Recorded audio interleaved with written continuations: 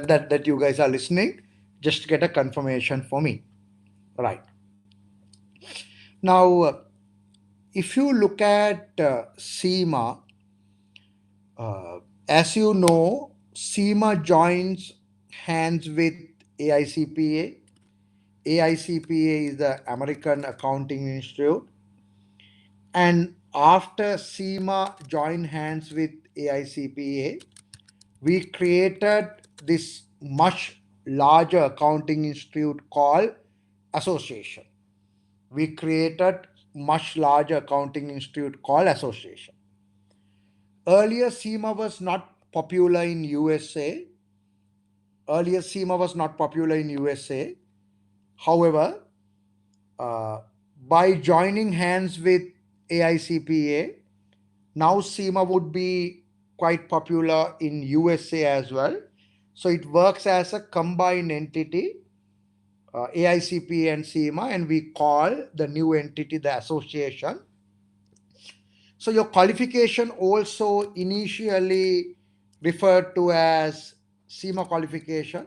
Now it goes as CGMA, CGMA.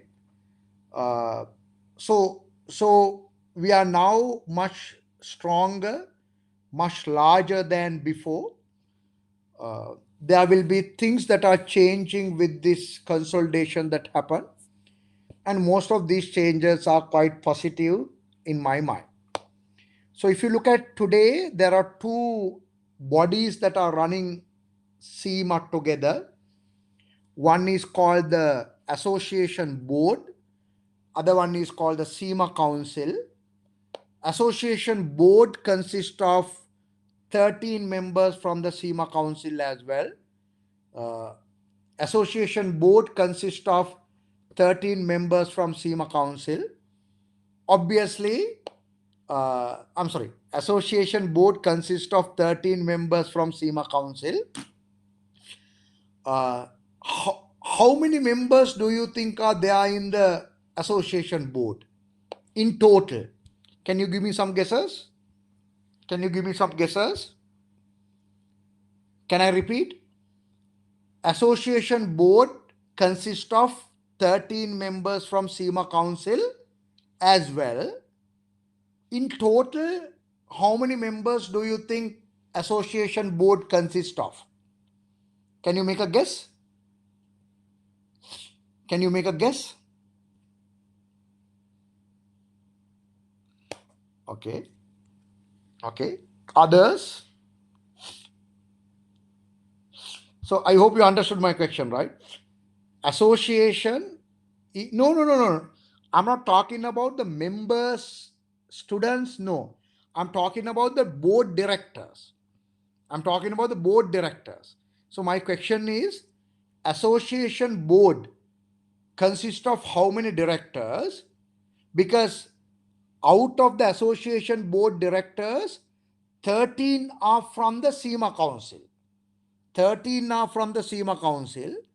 I'm asking in total, do you think how many are there in the association board as directors?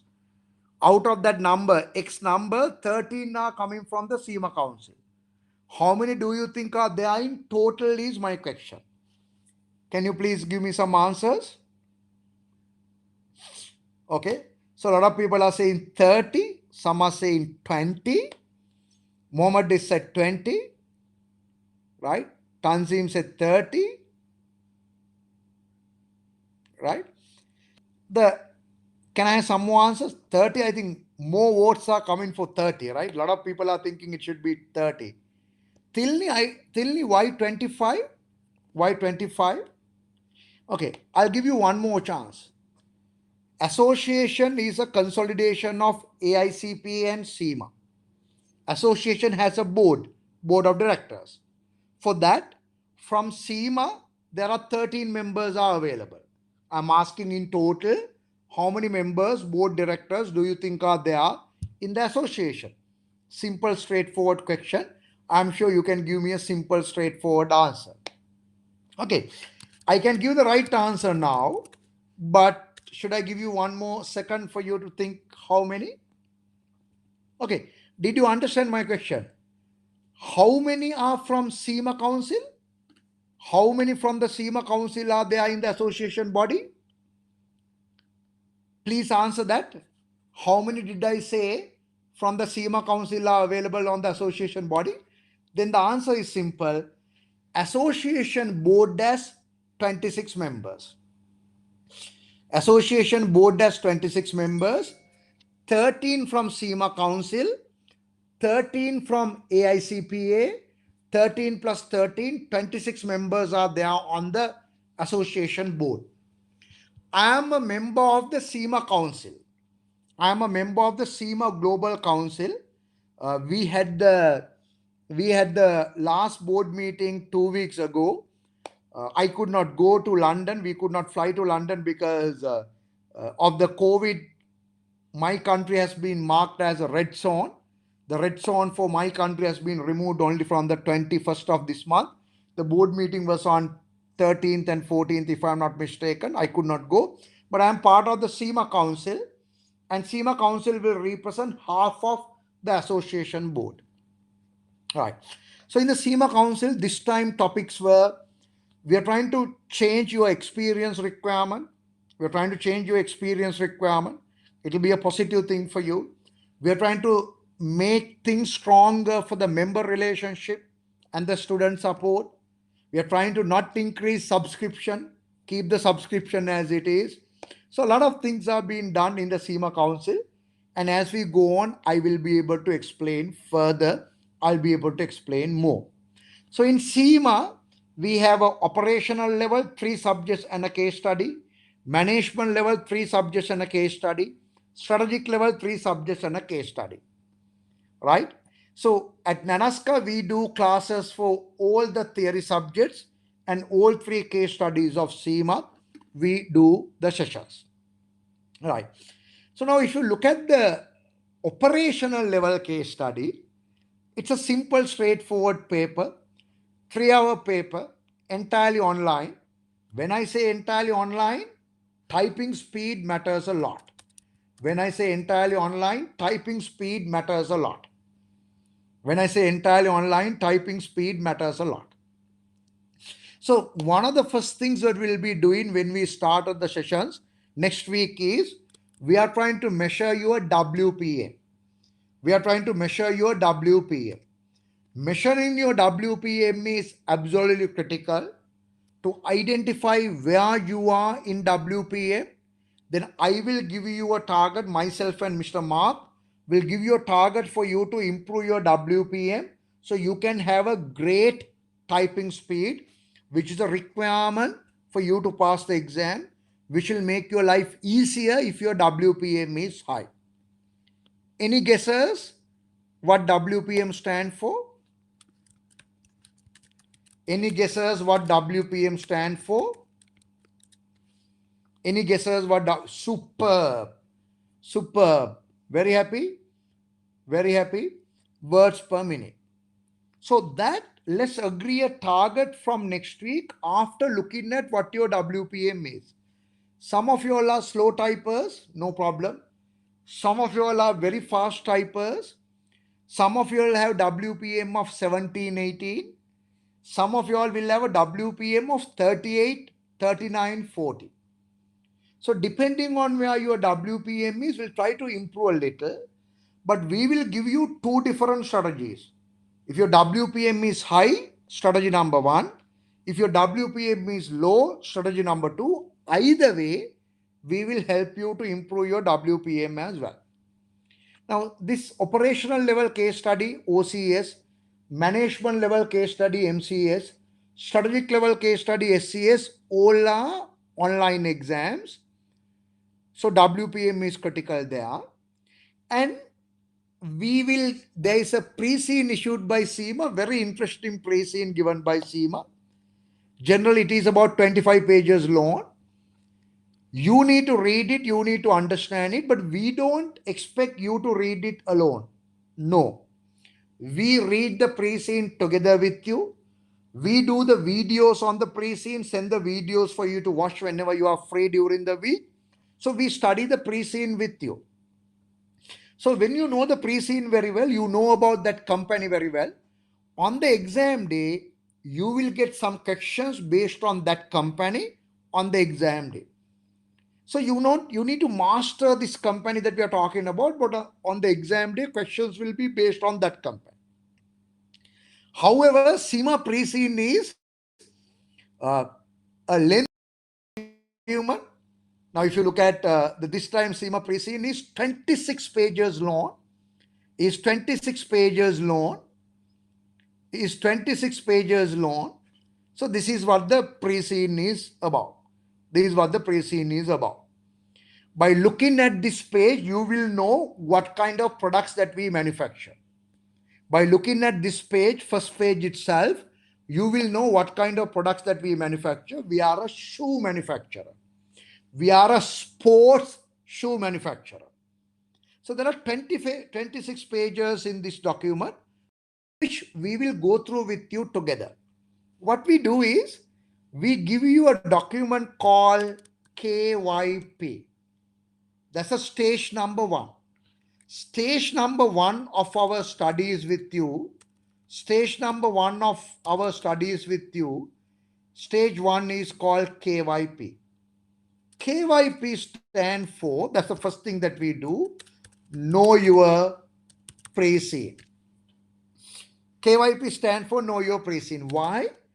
Because sometimes you might be lazy to read the pre-scene, 26 pages. Sometimes you may be working full time, so you don't have enough time. Sometimes you may be studying for university exams, so you have a lot of things to balance.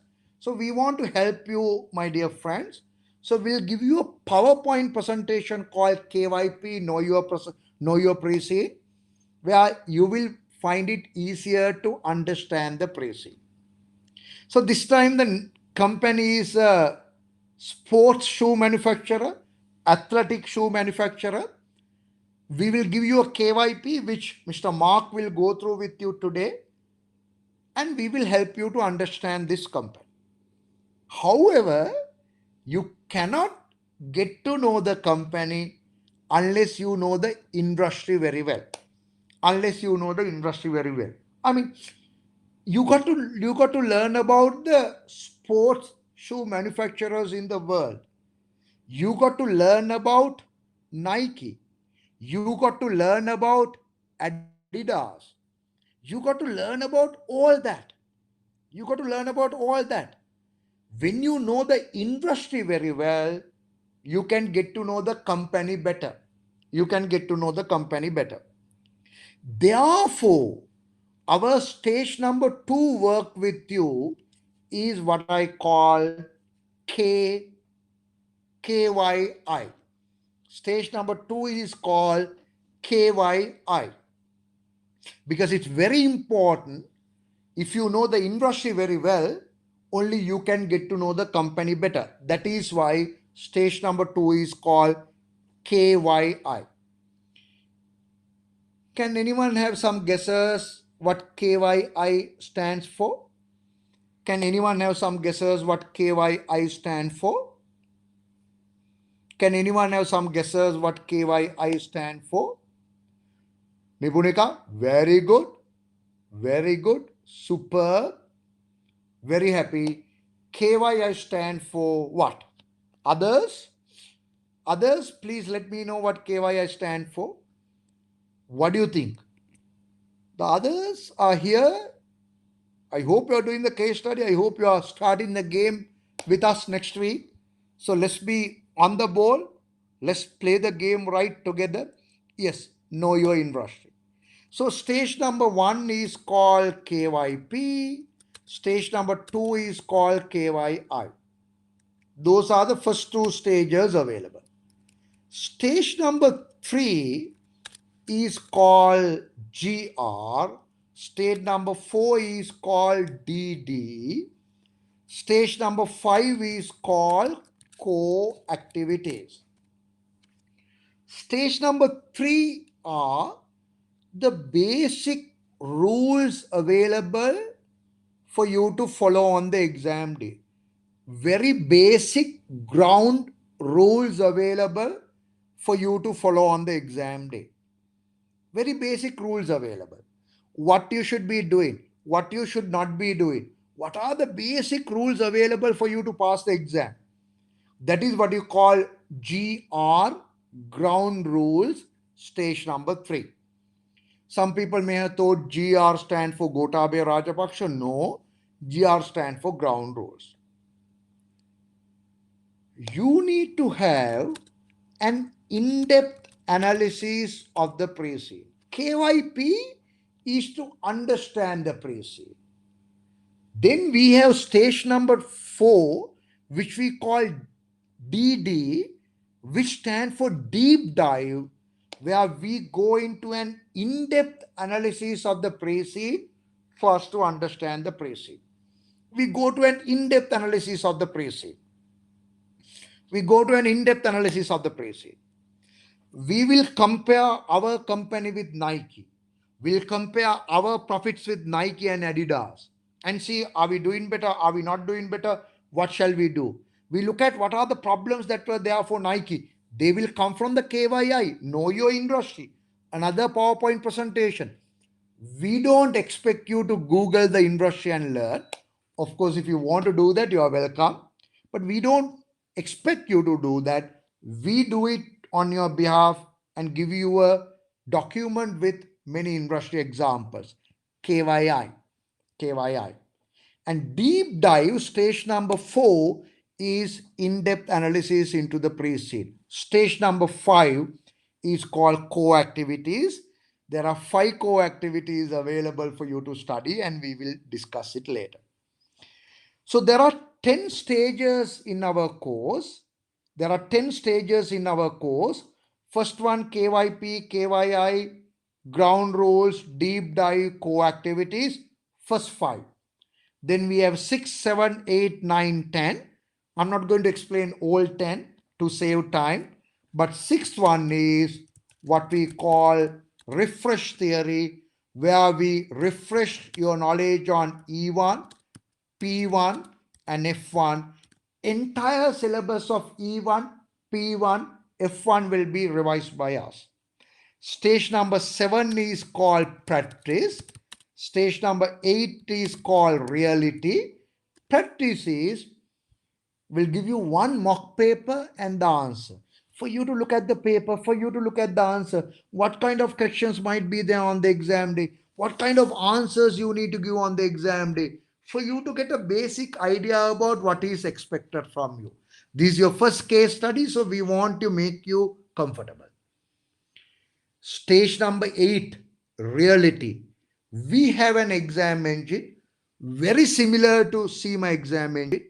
Our exam engine may be the exam engine that has been used by the most number of students in the world in the longest period of time, because when CIMA introduced their exam engine, the next week we in Nanaska introduced our exam engine. So it has been used by the students all over the world for a long period of time.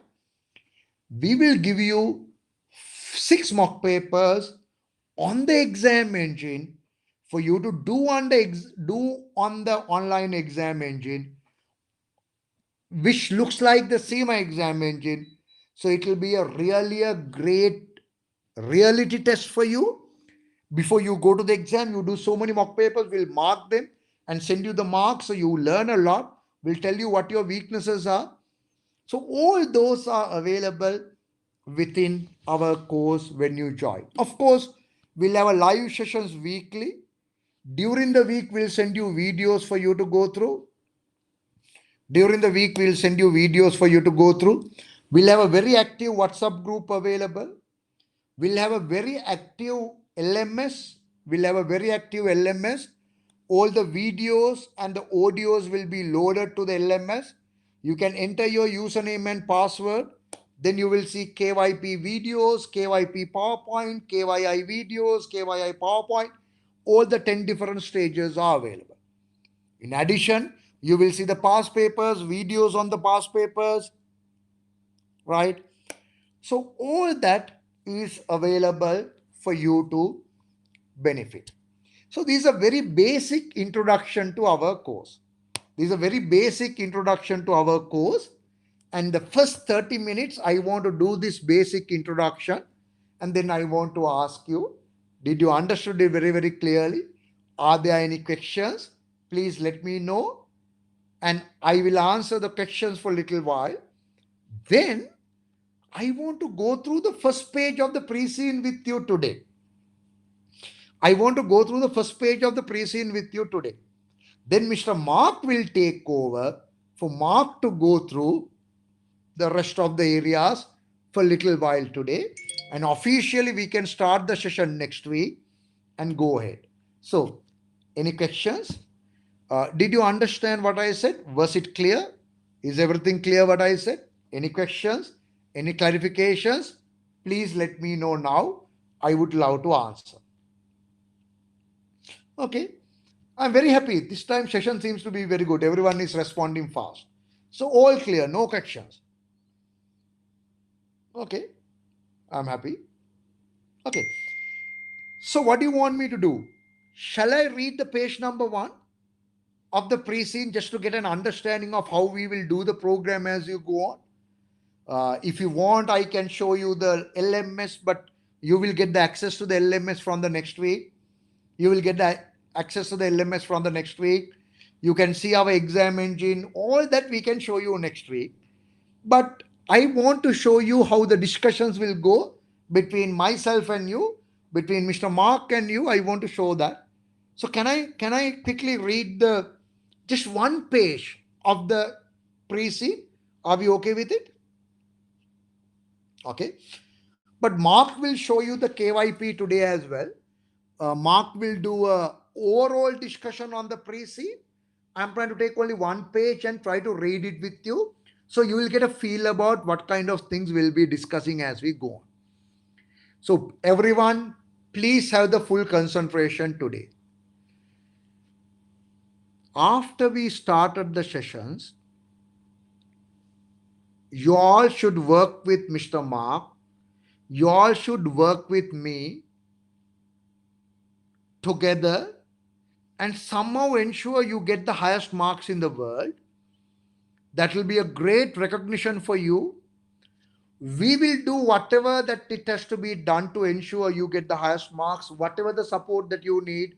You can call Mr. Mark at any time. You can call me at any time.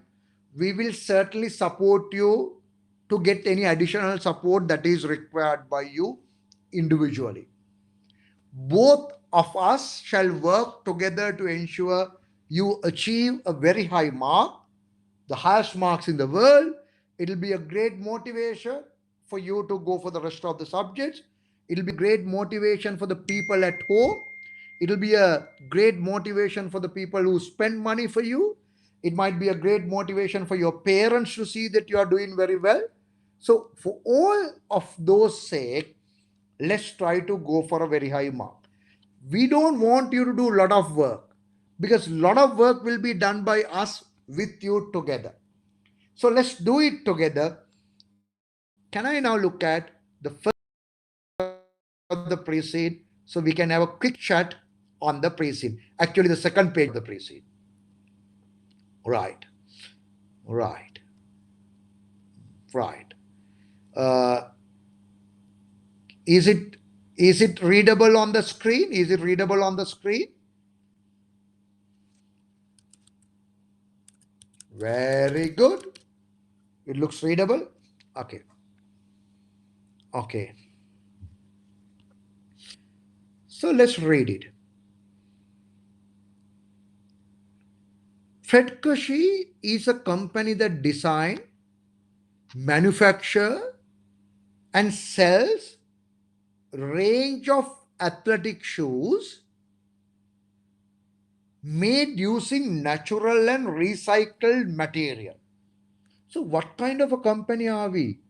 We do three things. We do the designing of the athletic shoes. We do the manufacturing of the athletic shoes. We do the sales of the athletic shoes. I mean, is it good that we are doing all three? Can you do only two of these? You might be able to. You might be able to outsource manufacturing to a Chinese shoe manufacturing company. So where you will design the shoes we are in a European country. We'll design the shoes. We will outsource the manufacturing into China. Vietnam is a country. Lot of shoes are manufactured. I have been to Vietnam. I have been in a shoe manufacturing company in Vietnam for Adidas. I have manufactured garments for Adidas, so I know how Adidas works. I know how Adidas works. I know about their clothing range. I know about their shoe range. So they can outsource manufacturing, but we have not. We are doing the designing, we are doing the manufacturing, we are doing the selling.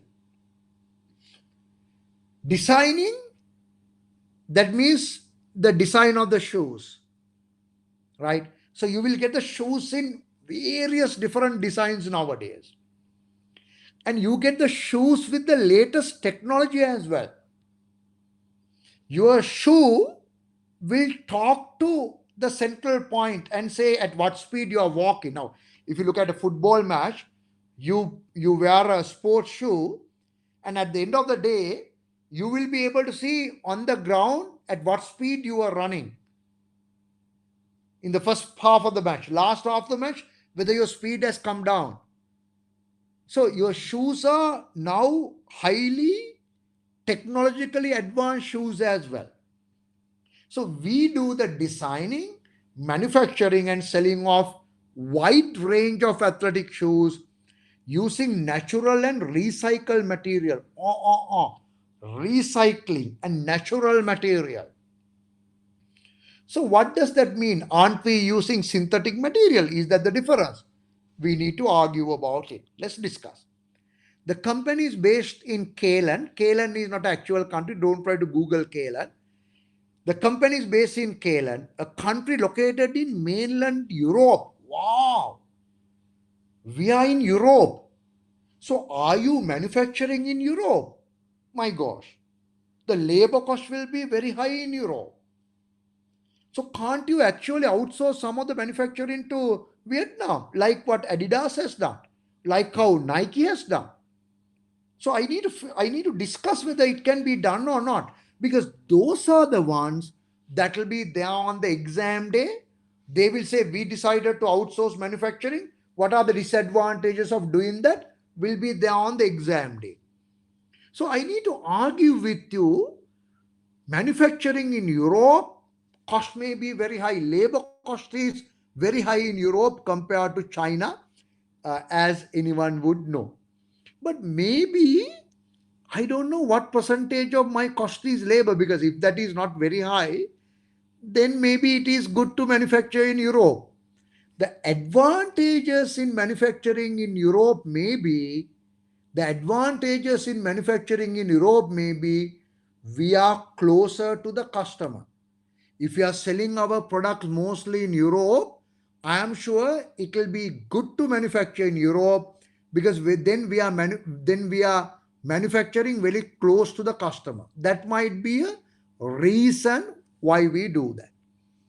So we need to figure out whether this labor cost is a big cost for us. So if you directly go into the few different pages of the pre-scene, you might be able to get an idea about that as well. So I'm trying to move in the pre-scene to few different pages to look for the page where they had given me the cost breakup. Of a shoe. If I go there, I'll be able to get a very basic idea about it. So this is actually page number 22. They have given me the standard cost card. So these are not the actual cost. These are standard cost. So can you see what the standard cost of a pair of shoes is? One specific type. I'm sure we have many different types available. So they are talking about one specific type, design TC210. The price cost is $40K. Obviously K dollars, because we are in a country that starts with K, right? So then you can see total is $40K. Labor cost is $10K. So 10 divided by 40, is my labor cost percentage, which is about 10 divided by 40 will be about 25%, right? So 25% of the cost is coming from labor. We might need to argue whether we should outsource our manufacturing as well. The disadvantages are quality might be a problem when you outsource. Those factories might use child labor and our reputation might be gone. Can you remember what BBC did? Can you remember what BBC did? They got some of their reporters, they put the cameras here, hidden cameras, and they send their team to factories in Bangladesh who are manufacturing shoes for a very expensive shoes for a world renowned brand, and that was telecasted and it was shown very very clearly they were not treating people very well, they were not paying overtime, the reputation of the shoe manufacturer got destroyed. So if you are going to outsource, we need to be careful. Second paragraph. Fred Kashi was founded in 2007 by, wow, Sophia Greig and Harry Blank. Who those two people are? Not the same surname. So they can't be two brothers and two sisters. Harry can't be the son of Sophia. So, so I need to find out who they are. Prior to founding the company, Sophia and Harry work for the same major worldwide athletic shoe and clothing brand. Our company, we might be doing only shoes. But both the founders of the company, Sophia and Harry, they work for a shoe and clothing brand. Look at Nike. They have shoes, they have clothing. Look at Adidas. They have shoes, they have clothing. So they may have worked for a large clothing and shoe company like Nike and Adidas. That is where they may have got the idea. Sophia and Harry were and still are passionate about the environment, sustainability, and use of natural materials. So they don't want to use animal skins to manufacture shoes. No, they don't want. They're using items from the tree to make a pulp and they're manufacturing shoes from that. So Sophia and Harry were very passionate about environmental sustainability and natural resources. Whilst working for this worldwide brand, they increasingly found themselves frustrated. They were very, very unhappy. They were frustrated. The lack of focus on the environmental concerns and the lack of natural and recycled material being used. So they were very unhappy in that company. They resigned from that company. That is why they started their own company with the environmental concerns. They did that in 2007. They did that in 2007. So can I ask you a question? Two employees, they're not brothers and sisters, at least as at now. Two employees, brothers and sisters, they're not brothers and sisters, working for a company. They were unhappy about the company. They went out and started a new company. Can I please ask you a question? What other options they would have had? What other options they would have had? Instead of going and starting a new company, what other options they would have had? Tell me what other options they would have had? Instead of resigning and starting a new company of their own, what other options they would have had?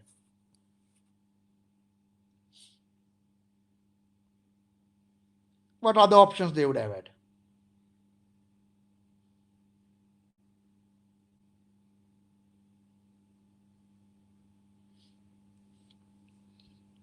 Mohammed, very valid point. Internally, they should have fought. I agree. Superb idea. They should have fought internally. I don't know, maybe they fought enough and it did not work. I don't know whether they should have fought enough and it did not work. I don't know. But very valid point, Mohammed. I really appreciate your thought. Nipunika, resigning and joining another company, obviously they should have go on somewhere else. But Tilini, very good, same point. But then they would have been worried whether when they join a new company, whether same problem would have been there. Give me some more options, what they should have done. Give me some options, some other options.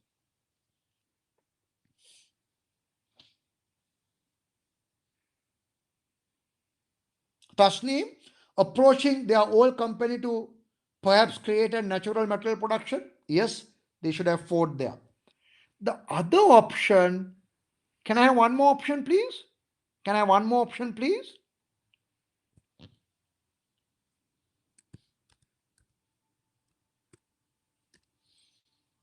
Can I have one more option, please?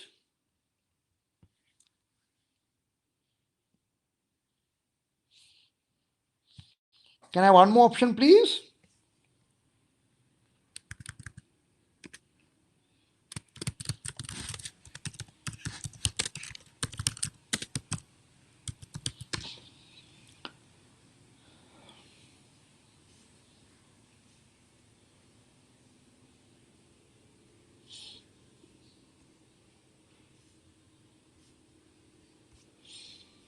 Can I have one more option, please? So uh, other option that I was trying to talk to you was about a management buyout. What do you mean by a management buyout? Management buyout is the management trying to buy the company. The management try to buy the company.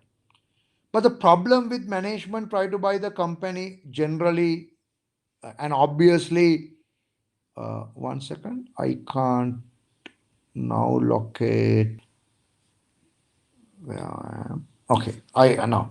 Other option that I was trying to think about is the management buyout. What do you mean by the management buyout? The management get together and buy the company. In a management buyout, the biggest problem is management won't have enough money to buy. Management won't have enough money to buy. So you know what a management buyout is? Management buyout is the management of the company get together to buy the company. That you know. That you know. But when you try to do a management buyout, when you try to do a management buyout, one of the biggest problems available is they don't have money. Obviously, management don't have money to buy it. That is when a different company will come and help them to buy the company. So there will be a third party company who will come and help them to buy the company, right? So that kind of companies are called what? What kind of companies will come and help? What kind of companies will come and help? They are called venture capitalists.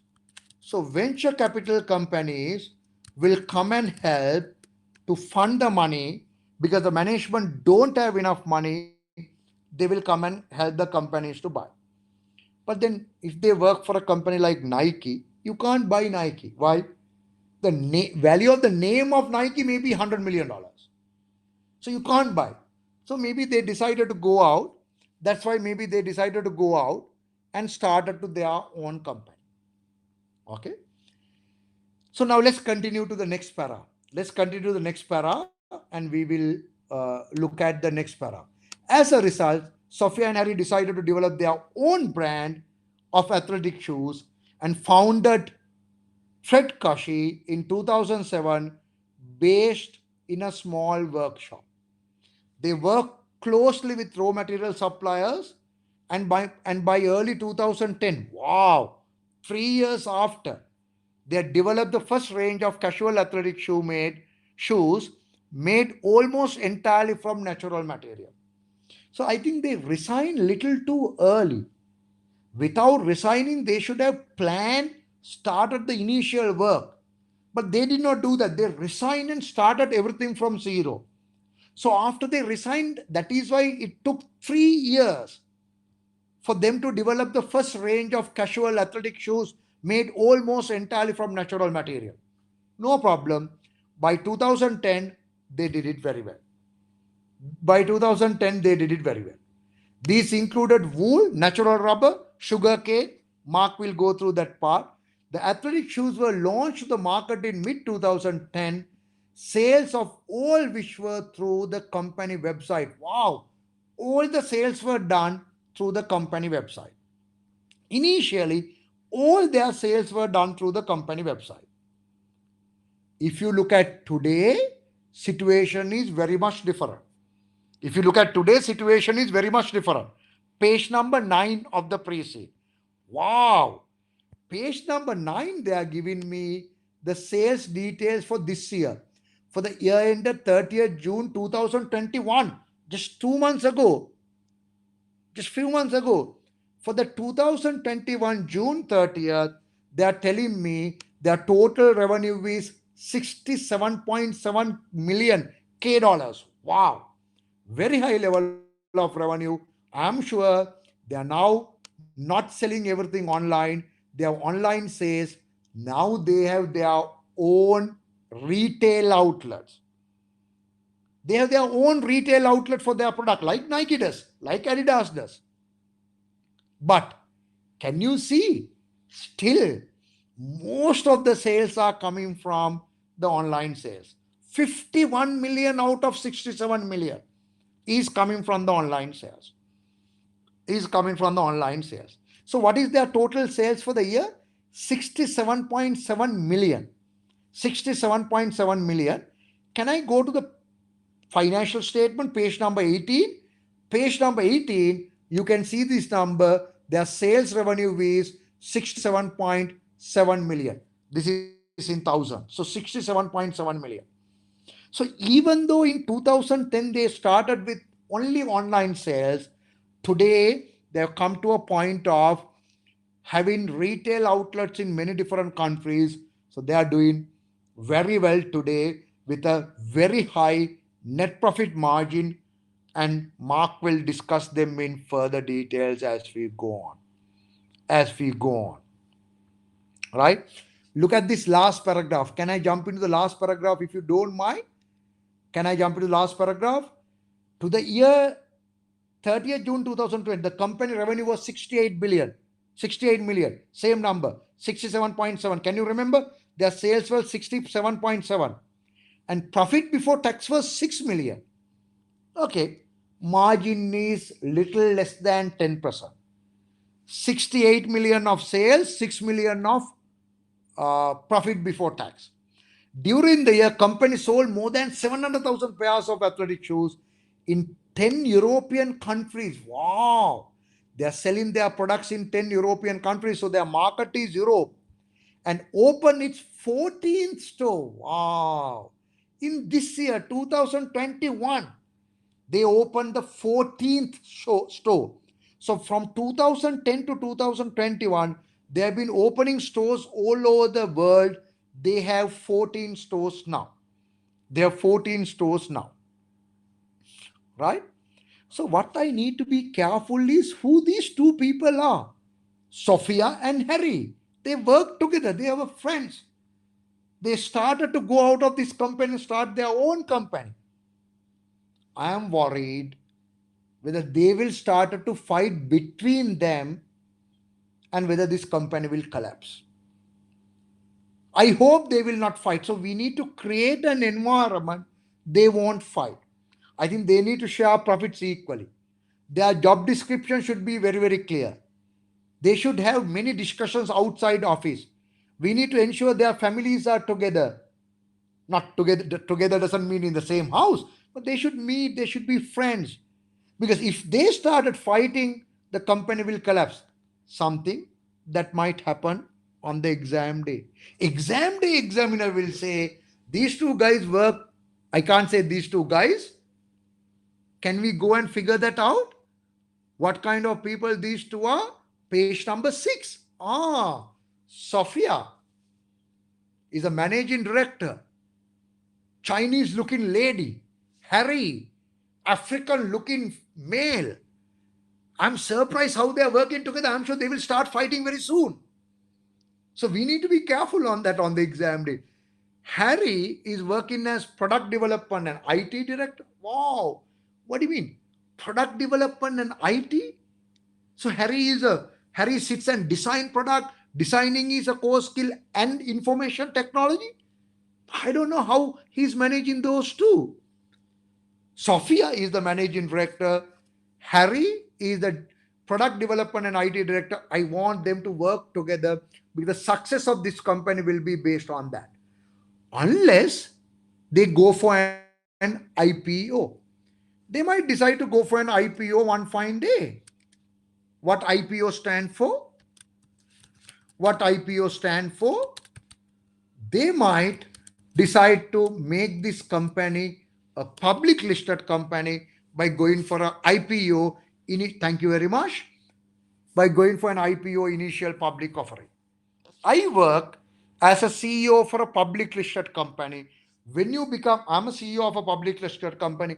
I'll share my experience with you when you join the course, how I started as a finance trainee and how I became a CEO of a public listed company. Before that, I worked as a CEO of a CEO and director of a different organization. Before that, I worked as a chief operating officer, COO uh, of a manufacturing entity. We had 10 different manufacturing plants, some in Sri Lanka, some in Asia, some in Vietnam. Uh, so I will share my experience with you. I was like you doing SEMA first stage some time ago. I'll tell you what the journey I had so you can go faster. You can do better than me. I'll share that experience. Anyway, so I was talking about this Sophia and Harry. Will they fight? We need to ensure they don't fight. We need to ensure they work together. They work together. So I did not read the entire first page, but I read few paragraphs of it. After we join, we can start going through the entire pre-scene. Look at the financial statements. Wow. Revenue last year 59 million. Revenue this year has gone up to 67 million. They told me 68 million, 59 into 68 million, 9 million increase in revenue. Look at the net profit. 1930 to 4062 is the profits have doubled. Is it possible? Profits have doubled, sales has not doubled. Sales has increased from 60 million to 68 million or 59 million to 68 million. Sales has not doubled. The profit has doubled from 2000 to 4000, which means net profit margin. What must have happened to net profit margin? Compared to last year to this year, what do you think must have happened to net profit margin? Sales has not doubled, profit has doubled, which means net profit margin should have gone up, should have come down, should have been the same, or cannot say. Which one is that? What do you think has happened to net profit margin? Do you think it must have gone up? Do you think it must have come down? Do you think it must have remained the same? Or we can't say? What is your comment? Don't calculate. No need to calculate. Logically, what should have happened to net profit margin? The entire game is what I'll try to do is I'll try to improve your logical thinking. If I improve your logical thinking, your answers will be better on the exam day. Your answers will be better on the exam day. Right? So what do you think? I am sure net profit margin must have gone up high, very high, because the sales increased from 59 to 67. 59 to 67 is what percentage increase in sales? Look, what is the percentage increase in sales? Can someone calculate and tell me? What's the percentage increase in sales? Can someone calculate and tell me? What's the percentage increase in sales? Can someone calculate and tell me? No one can?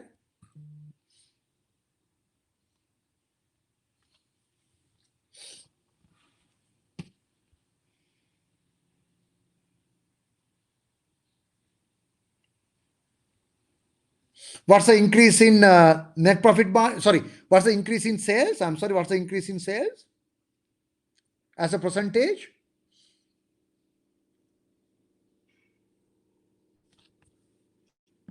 No one is telling me. So percentage increase in sales is 14%. Percentage increase in sales is 14%. Percentage increase in net profit is, what is the percentage increase in net profit? Should be 100%, right? Percentage increase in net profit approximately should be 100%. Should be 100%, should be more than 100%. Percentage increase in net profit is more than 100%. Wow. Is it right? What is the percentage increase in sales? What is the percentage increase in net profit? So sales go up by 14% and profit go up by what percentage? Profit go up by what percentage? 110%. So I am sure net profit margin must have gone up. So we need to figure out why and how the net profit margin went up for the exam day. So I have been given 1 hour today. I have started going through some of the paragraph from the page number 1. So any questions? Are you clear of what I said? I will ensure you enjoy the session. Join with us at Nanaska. We will certainly, without a doubt, will ensure you enjoy the session. We will do things to improve your thinking. So always try to answer the questions. It doesn't matter whether it's the right answer or wrong answer. Always try to answer the question. It doesn't matter whether it's the right answer or wrong answer, because that will improve your thinking ability. So are you clear of what I said so far? Are you clear of what I said so far? Everyone, please comment. Are you very, very clear? Or any questions to be asked? Please let me know. If not, can I please hand this over to Mr. Mark? Mark will do a little bit of work with you today, not very high work, but please join with us from next week. We'll do the live sessions weekly. The videos will come during the week for you to watch. You can call me at any time if you want to clarify anything. My WhatsApp number goes as this. I have typed that on the screen. You can always send me a question if you want to clarify.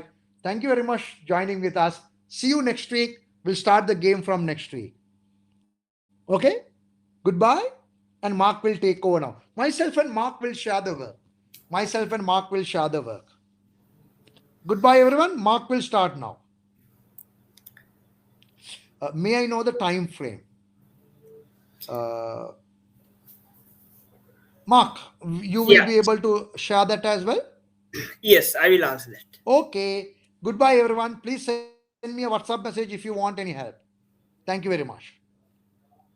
Mark, you can go ahead. Yeah, thank you, sir. Thank you, Nipunika. Right, so hi everyone. Hope you can see me and hear me. Can I get a one final confirmation? Can you see me and hear me? Great. Right, so basically answering to Aisha's question on the time frame. So once you register with us, you will be given the respective times. I mean, basically we will be having a particular timetable which we will be sticking to. That is Sundays. From Sri Lankan time, it will be Sundays. Let me type 6:30 to 8:30 p.m. Right. So basically, the first 3 weeks, I would say 3 or 4 weeks, right? Maybe the first 3 weeks we will have just one session per week. Going forward, so we will have a week end session on Sunday and a weekday session in the evening. So weekday session, we will have it maybe we will consult with all of you guys. Take a day where you all of you have that particular time slot free. So weekdays would be our time slot is 8 p.m. to 10 p.m. 8 to 9:30, 10. So that will be our weekday time plan. Right? So weekend it will be on 6:30 to 8:30 every Sunday. We will be meeting to discuss things, to do the work. And then also, as I said, after the first 2-3 weeks, we will be having a weekday session as well. So maybe you will have 4 to 5 hours of good work with us for the case study every week, right? Okay. So roughly, I mean, before I go dive into the work or dive into the case study, how many weeks do you have for your exam? How many weeks do you have for your exam? Any idea?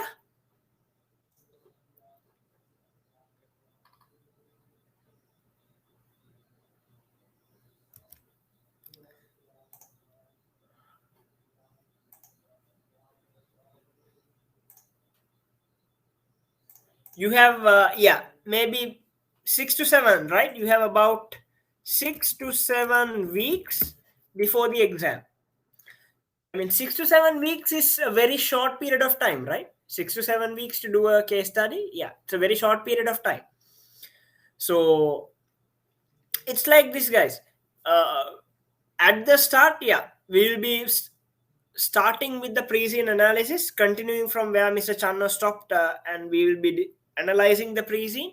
So parallelly, from the second week, right? Second week, we will be moving on to mocks. So what is a mock? Mock is a real.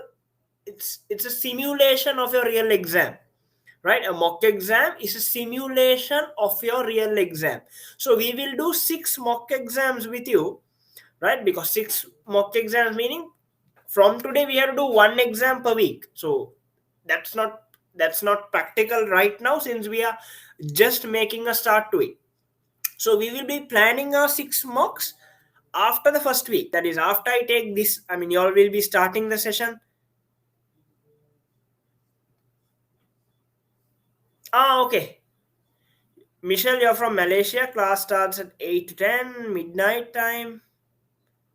Because Malaysia time is 2.5 hours late. So that means 2.5 hours, meaning if I start at 8, meaning it will be 10:30 in your time. Can I get that clarified? Okay, so if I finish at 10, it will be 12:30. Understood. Right. So what would be your, so let's discuss, no problem, right? It's open for discussion. Maybe we'll try to schedule a week, another weekend if possible, or we'll try to bring the time forward.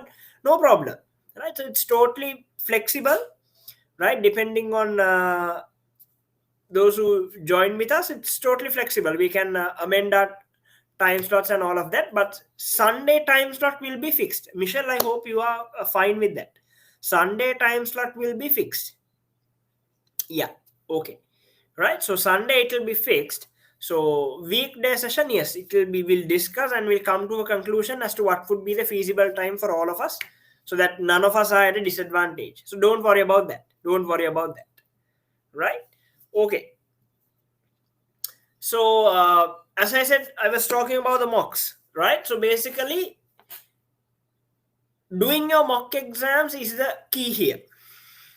So what I always say, I will be always behind you guys until you finish your mock exams, because mock number one and mock number one, both of us will be doing.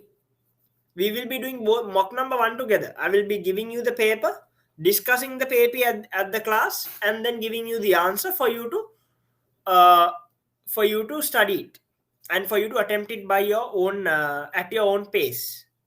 But from mock number 2 onwards, it will be a real, I mean, it will be a timed exam which we will mark and give the results to you, right? So mock number 2 onwards, it will be exact simulation of a real exam. You will be writing the mock. After you submit the mock comes to us. We have a team that will mark it, and after we mark and give you, we are not ending there. You will have a one-to-one session with our support team, with one of our lecturers. I will be also in that group, right? You will be having a one-to-one session for each mock. If you are doing 6 mocks, you will have 6 one-to-one sessions, maybe 40 to 45 minutes each, where you, to discuss on areas you need to improve on. For example, if you write mock 2, you will have a one-to-one session for mock 2. Where did you go wrong in mock 2? What areas can you improve further? Is your answer structure correct? Right? Have you followed the proper approach in answering the question? Have you just touched it on the surface? Have you just written a few lines and closed it? Or have you really analyzed? Have you really understood the examiner's requirement? If not, what can we do to help you? So the discussion will be going for each and every mock. So that's why I'm putting great importance on your mocks from day one itself. From day one itself. right? It has to be a very cooperative and interactive session, right, where we stick to our timelines, which is very critical when we are planning for a case study of uh, when we are planning for a case study within 6 to 7 weeks. It's very critical we stick to our timelines, very critical, right? So out of those things, the mocks takes a very significant role, right? Unless otherwise, I mean, it's all about practice, right? Maybe you know the pre-scene, right? You have analyzed the pre-scene, you have gone through all of our documents, but maybe let's say you did only one or two mocks. How are you going to approach? How are you going to respond to the examiner when he asks you? So, no matter however much you know about the pre-scene, however much you know about the theory, right? Unless you practice and unless you really know how to present the answer to the examiner, you're not going to pass. You're not going to pass. Trust me, that will happen. So based on the past students that have worked with us, it's clearly evident. Those who have done their mocks on time, those who have completed everything, right? I mean, it's just an easy pass.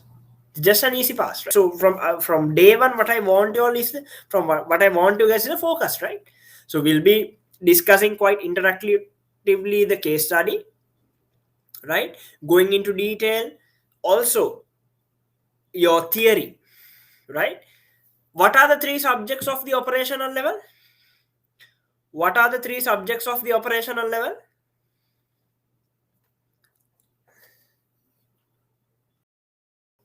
Yes, what are the three subjects of the operational level? Anyone? Yeah. So for your operational level, you will have how many subjects? You will have three subjects. What are they? F1, P1, and E1. Right? So now, guys, if I talk about the OCS, operational level case study, right? So the amount of theory tested by the examiner is quite high compared to the managerial level and the strategic level. We have three case studies now: OCS, MCS, and SCS. Forget about MCS and SCS, OCS, right? So you need to be very thorough. You need to be very thorough about your F1, about your P1, and about your E1. If I just glanced you through some aspects, okay, F1, your accounting standards, right? You have some accounting standards covered in your F1. If I am to name a few, IAS 2, IAS 16, IFRS 16, then IAS 10, right? So what is IAS 2? Anyone? What is IAS 2?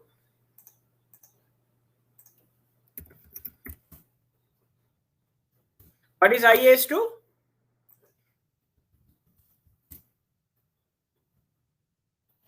Inventory. Very good. IAS 2 is inventory. Does Tread Crushy? I'll be my short form will be TC. Yeah. For Ted Crushy, I'll be saying TC. Right. So does TC is IAS 2 applicable to TC? Is IAS 2 applicable to TC? Yes. Why do you say yes? Go to your financials, right? Go to your balance sheet. You have your inventories. So what is there in our inventory? Can you elaborate? What is there in our inventory? We will have work in progress. We will have finished goods. What else? We will have raw materials. Very good. We will have work in progress. We will have finished goods, and we will have raw materials. So how are we going to account them in our books? How are we going to account them in our books? Is a very critical question you need to be aware of. Right? So what I mean, we will learn everything. So I'm just, what does the standard specify? How can you measure your inventory according to IAS 2? What is the rule the accounting standard tells you? Yes. What is the rule the accounting standard tells you? Lower of cost or net realizable value. So now examiner comes up at the exam day. Look here, there is a particular piece of inventory at the warehouse, right? Some damaged goods. Let's say some shoes have been damaged, right? Maybe due to a forklift movement or something. Some goods have been shoes, finished goods have been damaged, right? So the examiner asks you, how are you going to treat this set of damaged items in your books of accounts? What will be your response? What will be your response? You have to relate the IAS2 standards. Say, look here, IAS2 inventory standard is applicable in this scenario, right? According to this, we need to identify our cost and our net realizable value. What is net realizable value? The amount you can get by selling minus any selling cost. Obviously, what will be lower? I mean, a damaged set of shoes, you obviously will have to sell it below cost, right? You will have to give maybe a huge discount and sell it and dispose it, right? Obviously, your NRV will be lower. So you need to value your inventory at NRV. That is your recommendation. That is your conclusion, right? So then we have what? IAS 16. What is IAS 16? What is IAS 16? Very good. IAS 16 is property, plant and equipment, right? Is this standard applicable to TC? Is this standard applicable to TC? Why not? We do have property, plant and equipment worth $8.9 million, K dollars, right? Then here itself, you need to know about what? Your IAS 36. What is IAS 36? What is IAS 36? Any idea of what IAS 36 is? Very good. Impairment of assets. Impairment of assets, right? Then your property, plant and equipment and impairment of assets go hand in hand, right? Then you have also IFRS 5, assets held for sale, right? When are you going to recognize an asset as an asset held for sale? What are the conditions that needs to be fulfilled? Those are things you need to know, right? Then IFRS 16. What is IFRS 16? What is IFRS? Leasing. Very good. IFRS 16 is leases. So is this standard relevant to TC? Is this standard relevant to TC? Yes, why not? We do have lease liabilities. So we need to identify where have we used leases for. Is it for have we leased our stores, our retail stores? Have we leased our machinery?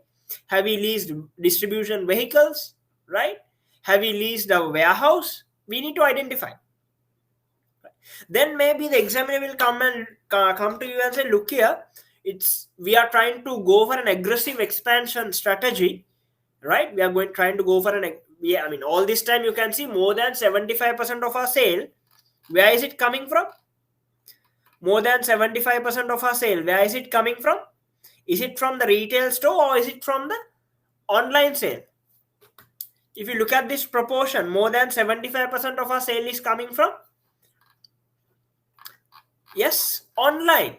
So maybe your distribution director. Who is your distribution director? Who is your distribution director? Jack comes to you and say, look here, he's putting a proposal. He's putting in a proposal, right? To expand our retail store presence. Currently, we have only about 14, out of which only 8 are in our country. 8 are in our country, right? So if you look at our country's online sale, that again is 30 million. We have just making barely 10 million from our retail stores, about 8 retail stores in our country. So he's coming in with a plan for an aggressive distribution plan.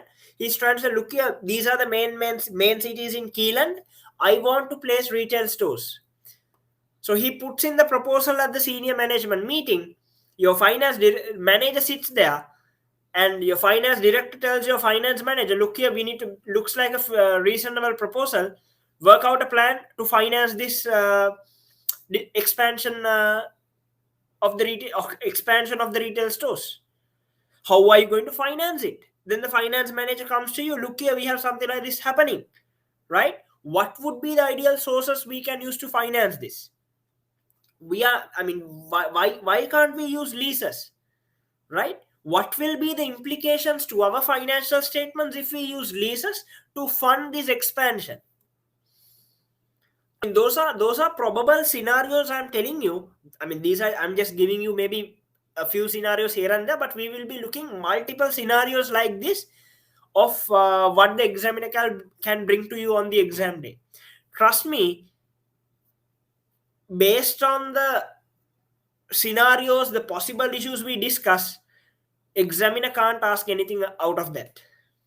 Anything I would say, anything apart from that, right? So it has to be connected to something which we have discussed in class. So that has been the feedback all sessions up to now.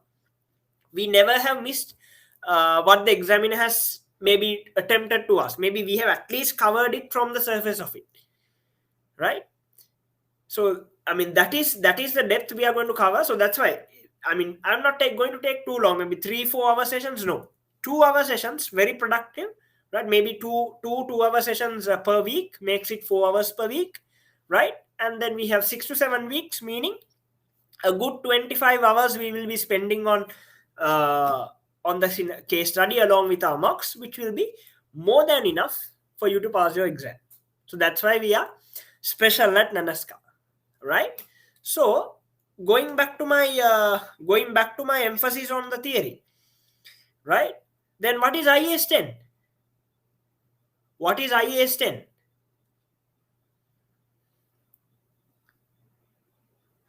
Yes, what is IAS 10? Very good. Events after the reporting period. Events after the reporting period, right? Events after the reporting period. Maybe there is a fire in your warehouse after your year-end date. How are you going to is it going to be an adjusting event? Is it going to be a non-adjusting event? So we will learn all of these things, right? So if you don't know the standard, don't worry, we will be learning them in class. You will have separate sessions for your theory, not in detail. Refresh, we call them refresh theory.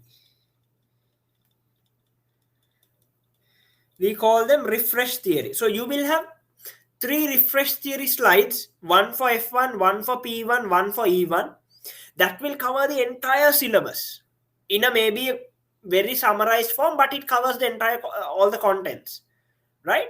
So you need to go through that. Plus we will arrange maybe 2 sessions for each subject on refresh theories, where you need to come and we will discuss the theory there.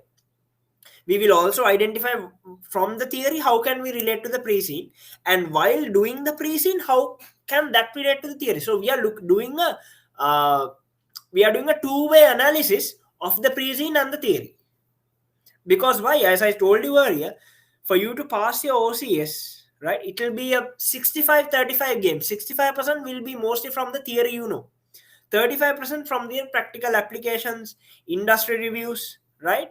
Then your business sense, the business acumen and the skills and the insights you have. 60, I would say, comfortably 60% will be theory.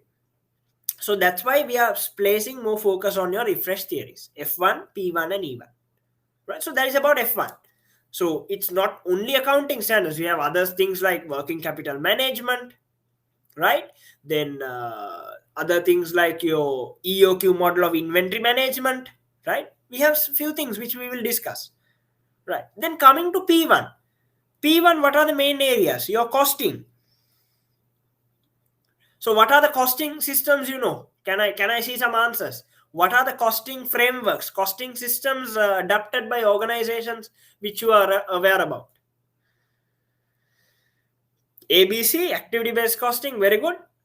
One of the most modern day costing techniques used by many organizations. Absorption costing, marginal costing, yes, right? So these are costing systems. So out of these, what is TC using? What is Tredkashi using?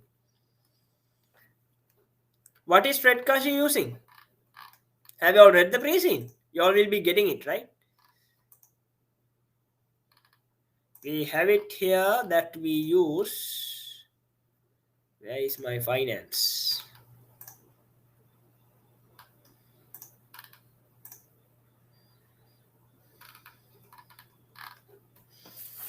So we have in page number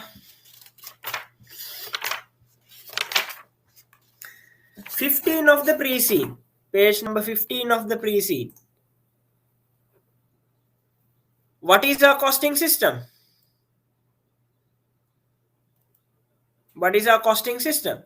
We use an absorption costing system. So is absorption costing system, what can you say? Is it a traditional costing system or is it a modern costing system? Is it a traditional? It's a traditional costing system, right? So I have a huge question here. We are selling online, right? We are designing, we are manufacturing, we are most of our sales happening online, right? Why are we still sticking to a traditional costing system, right? Can we account for all the costs that is incurred in an online operation using traditional costing, using absorption costing? Or are we missing out? Are we under costing products? Are we over costing products? How can we overcome this issue? Examiner will look here, there are lots of flaws in our current absorption costing system. One of the colleagues have done a study. He has gone to a conference on the modern costing approaches, modern costing frameworks, and there he has learnt about ABC. So he is keen in implementing ABC at TC, at Tredkashi. What are the implications for Tredkashi when switching from absorption costing to an ABC costing system? That is what the examiner can throw to you. So then how are you going to answer it? Right? So all these things we will be discussing. So that is some P1 knowledge. Then also we have budgeting, right? We have variance analysis, we have risk, right? I can keep on writing down the main topics that are there for our P1, right? From costing to budgeting to variance to risk and uncertainty to all of that. So how can I told you it's a two-way thing. From the theory, when we do the refresh theory, how can that be related to the pre-scene? And from the pre-scene, when we discuss, how can that relate to the theory? It's going to be a two-way discussion, especially in terms of theory. Why? I told you it's comfortably 60% theory of your case study, right? So if you know your theory well at the back of your head, it's just consolidating them with what the examiner has asked and presenting a superb, an effective answer, right? So that in terms of that consolidation, that's where we will help you out, right? So first we'll go through the refresh theory. As you do 2-3 mocks, you will get it. By fourth mock, yeah, you'll be somewhat there. By when you do the fifth and the sixth mock, you will be the expert. You can maybe teach me also, right? So that's the expectation.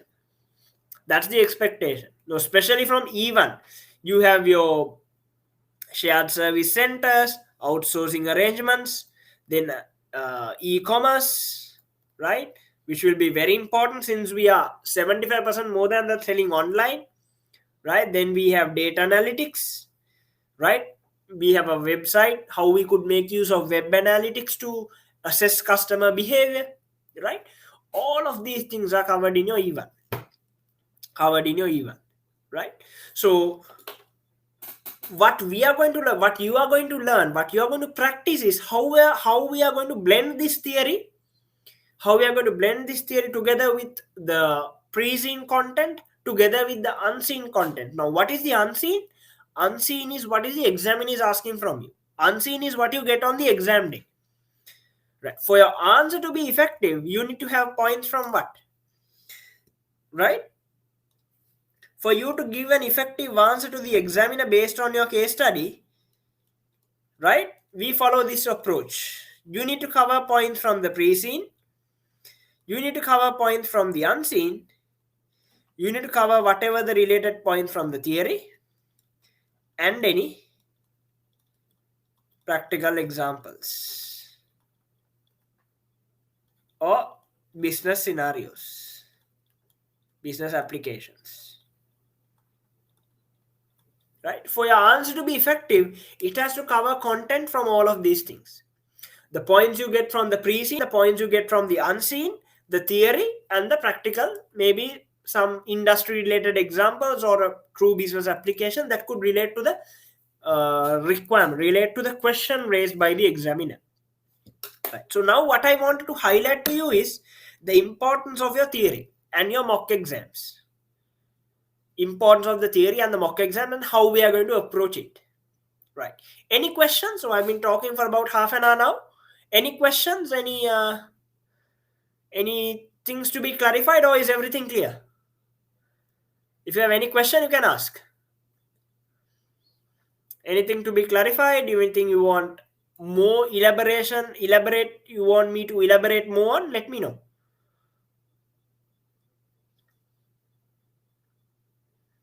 So far, no. Going forward, yes. Is it? Yeah, that will be the scenario. Everybody, quickly, can I get an answer from the others as well?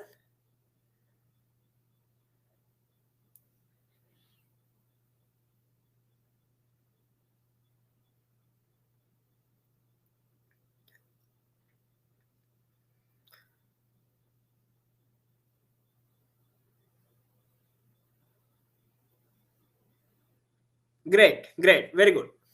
Right? So that is how we are going to approach it. So now so Chandra sir took you through the basics of the prison. So from Sunday we will be starting again from the beginning. We will be going in detail on the pre-scene. We will be discussing a two-way discussion between you and me. You can ask whatever you want. I will be explaining the possible scenario. So you need to have, I'm not forcing you. I prefer if you could have a hard copy of the pre-scene with you. If you could have a hard copy of the pre-scene with you, just to write, cut and chop things, right? So I know when I discuss, I'll be going into different areas. So when I go there, I know you can't be typing everything in the in the in the in your computer. So I prefer, right, you guys have a hard copy of your pre-scene, right?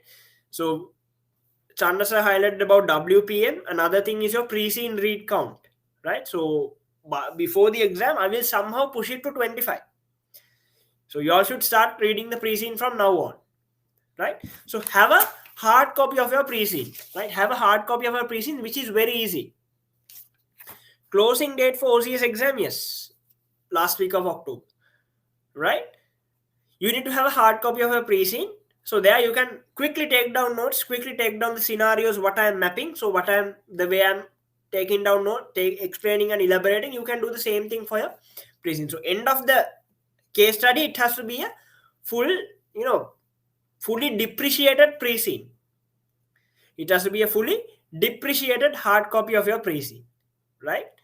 So do you all agree with me on that? So I know when I'm explaining, it's very hard for you to take notes on the computer, on your phone, or on your tab, or wherever you're following.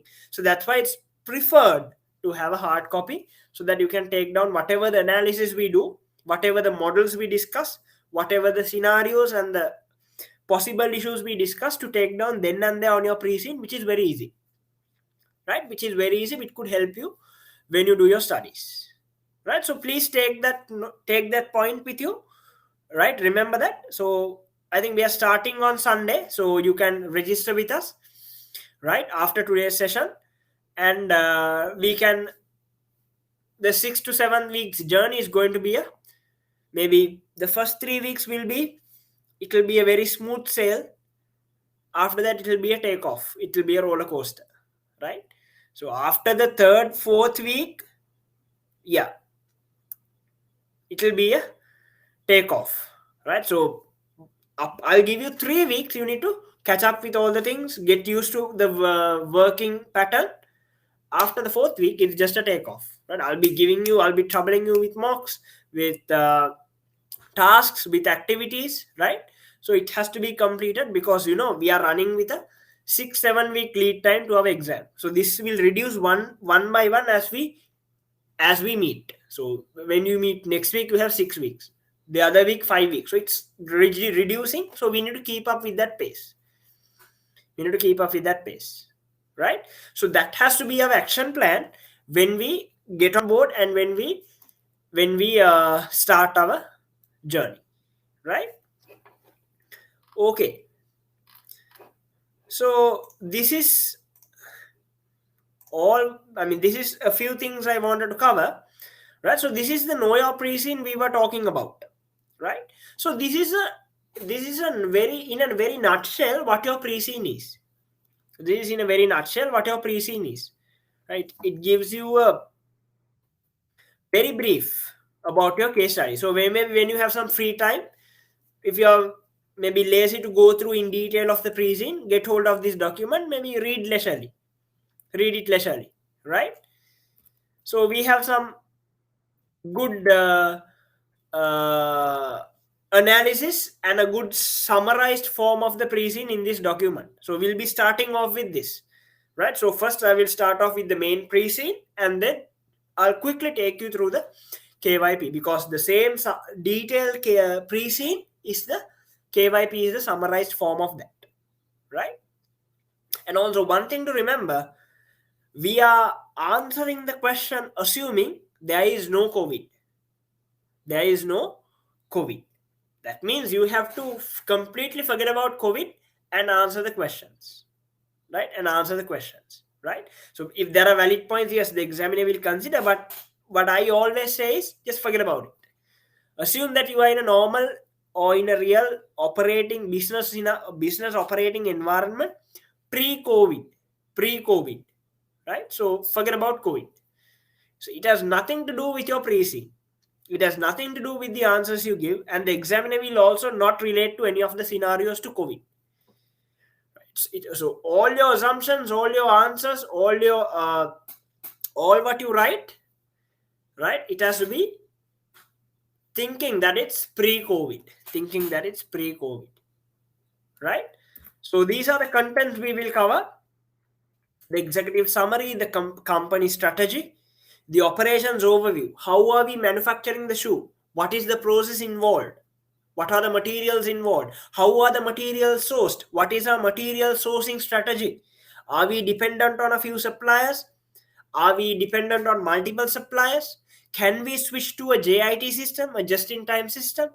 If we are to switch to a just-in-time system from the current way of sourcing, what are the implications to TC? What are the implications to Tetkashi? Right?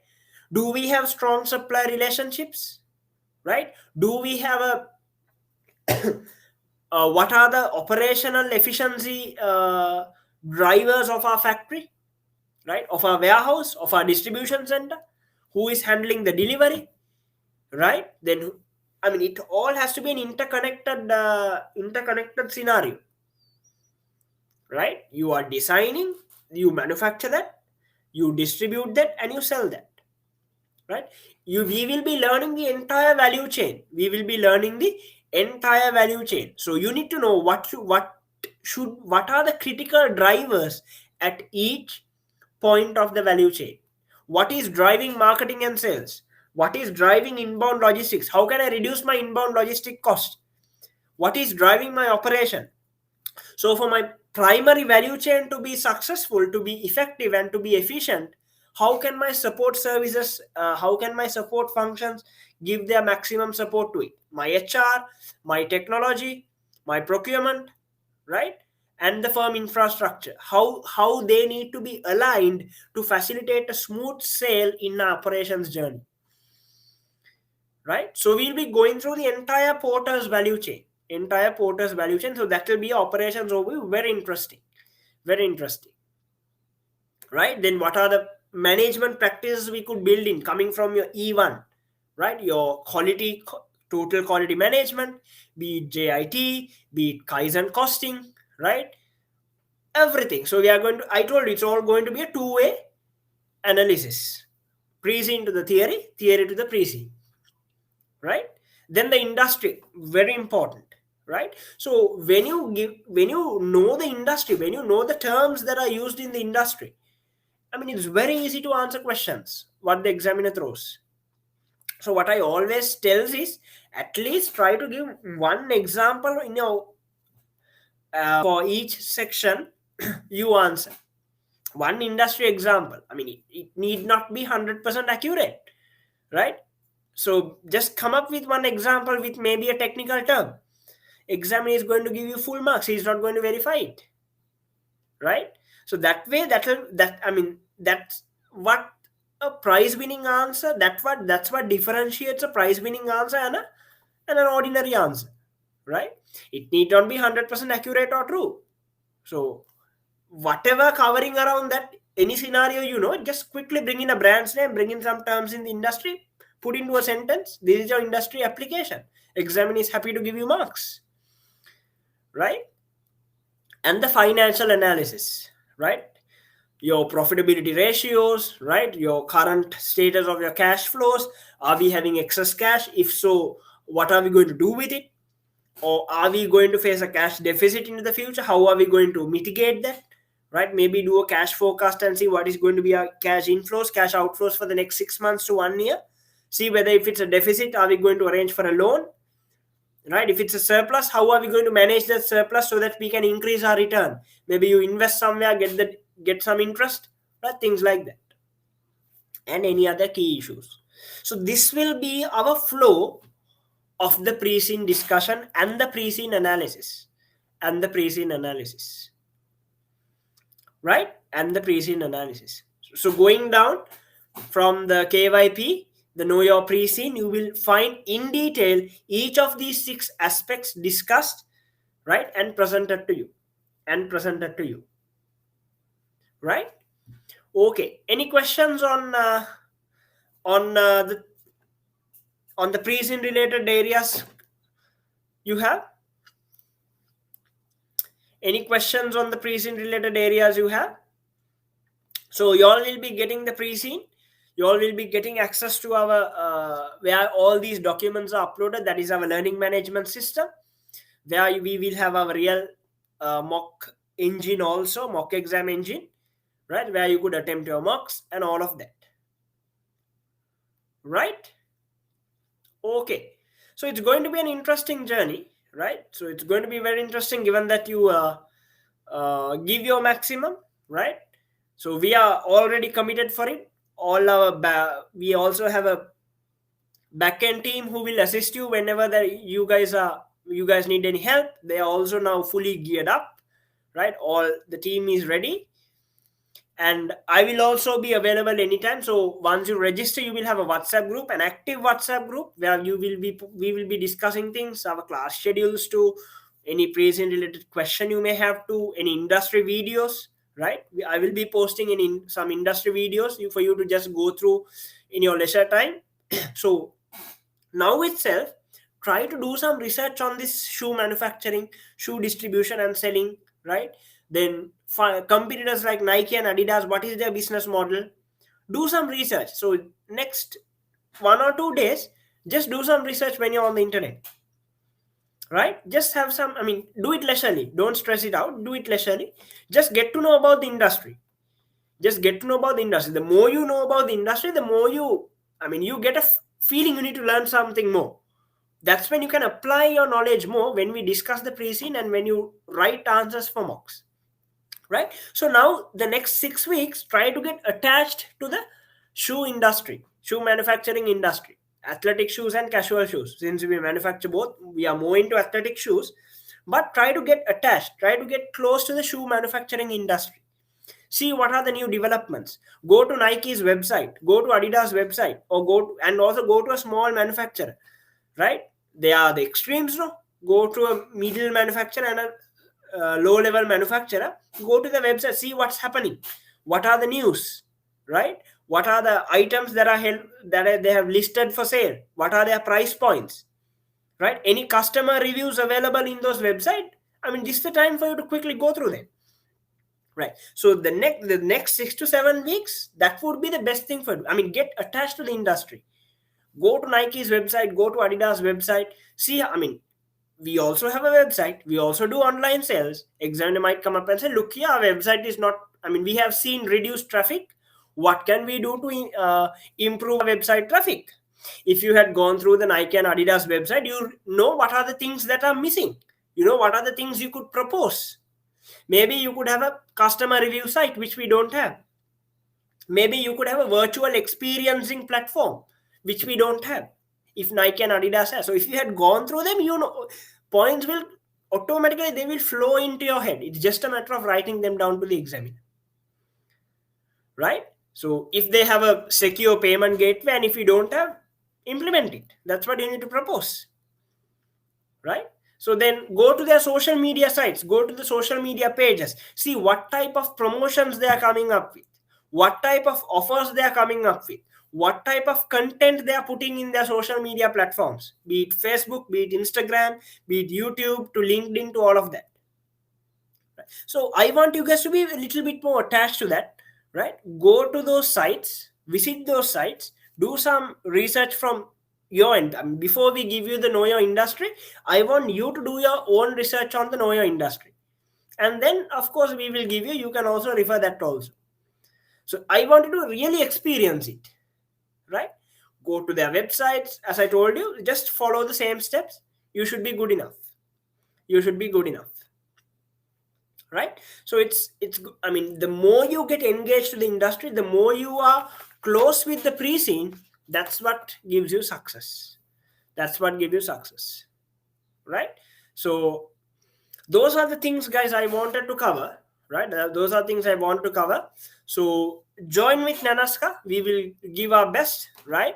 As you would have seen. So we are always committed to make you pass, right? And it will be a very interesting ride the next 6 to 7 weeks once you join with us. So we'll do quite a lot of work. So day one itself, I'm reiterating it, it's quite a lot of work, right?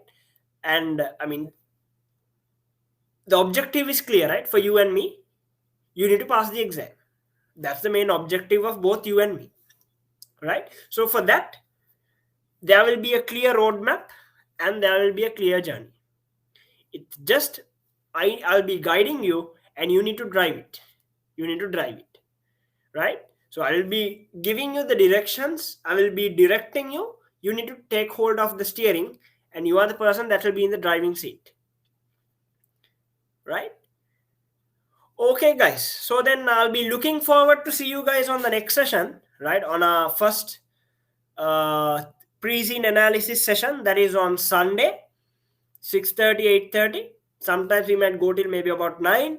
That should be fine with all of you, right? So before we wind up, any final concluding questions, concluding remarks, clarifications you all have with regards to the course, or with regards to the pre-scene, with regards to the class sessions, with regards to the content we discuss, with regards to your material access, whatever? I'll give you maybe a few minutes. Yes, your course fees, you can our admin team will get back to you on the course fee. So they will be having the list of you guys. So we have a separate team who is working on that, on the admin and the registrations. So you can contact them. I'll give you the contact number. So they will be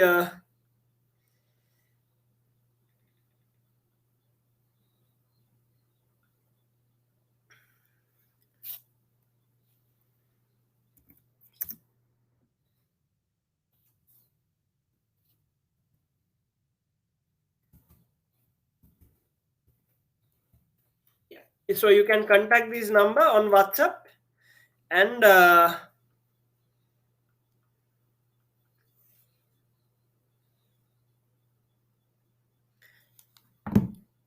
you can get the details of the pricing and of the payment plans or whatever that is available to you in getting registered for the course. So all the registration related details, you can get it clarified through the contact number I have just put. So mine is, my WhatsApp number is what I have put next, right? So if you have any concern, any clarification still, even after the session, feel free to talk to us. No problem, either me or Chanasa, right? So we are always willing to help you out and maybe get you through this hurdle, right? So any other concluding questions, remarks you guys have? If you all are clear, tell me that everything is clear so that we can wind up. Everybody, can I get a quick concluding remark from all of you?